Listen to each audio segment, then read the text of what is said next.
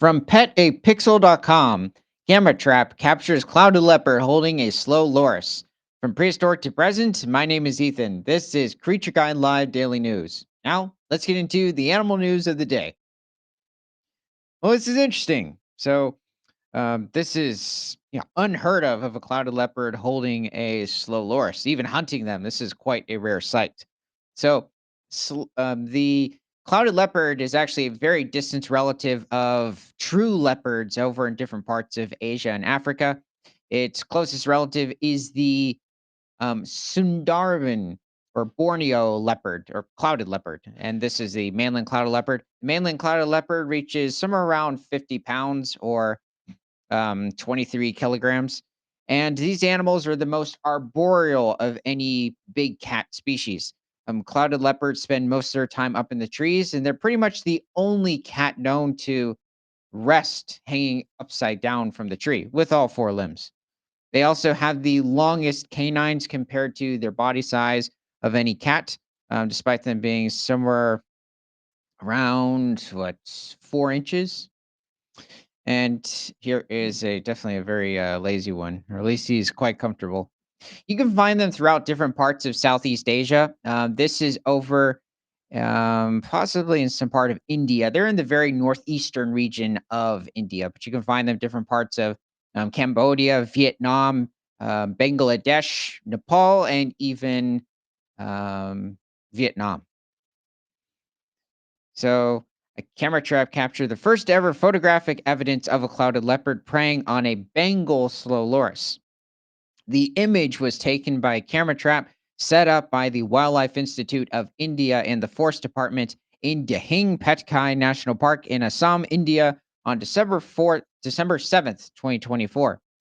Um, well, that's interesting because this national park in India, so this is over in northeastern India, and it's a very small protected area. It's around 89 square miles.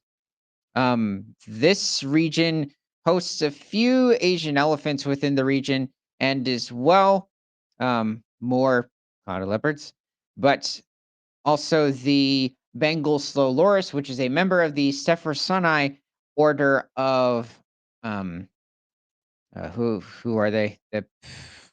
Trying to remember the specific mammals, but anyway, these are primates.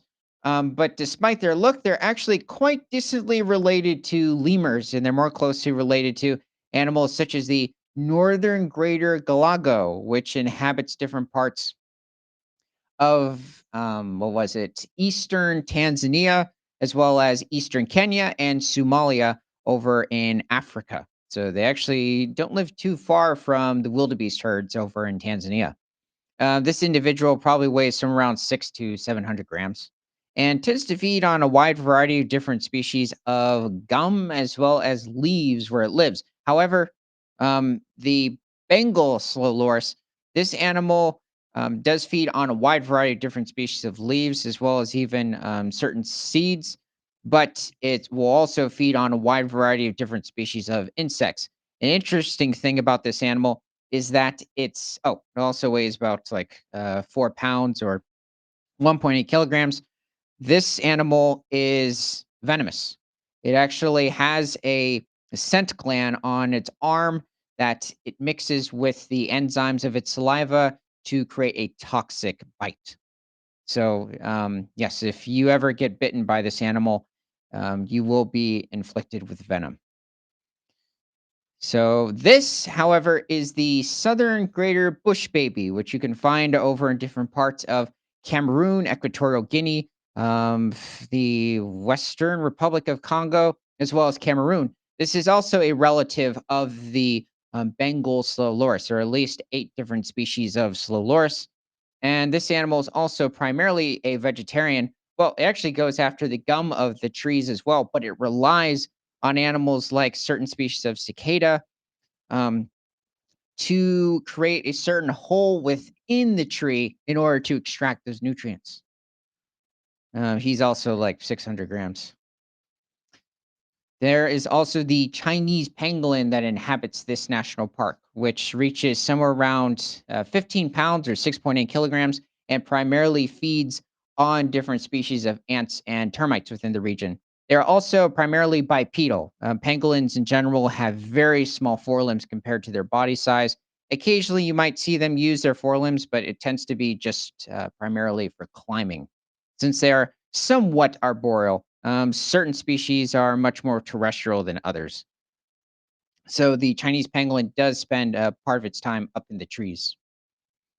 So the clouded leopard was photographed by a camera trap as it walked along a wide forest path. In its mouth, the leopard held a Bengal slow loris by the nape of its neck, a hunting behavior never seen before. Wait, what? Hmm. I would just think that's, quite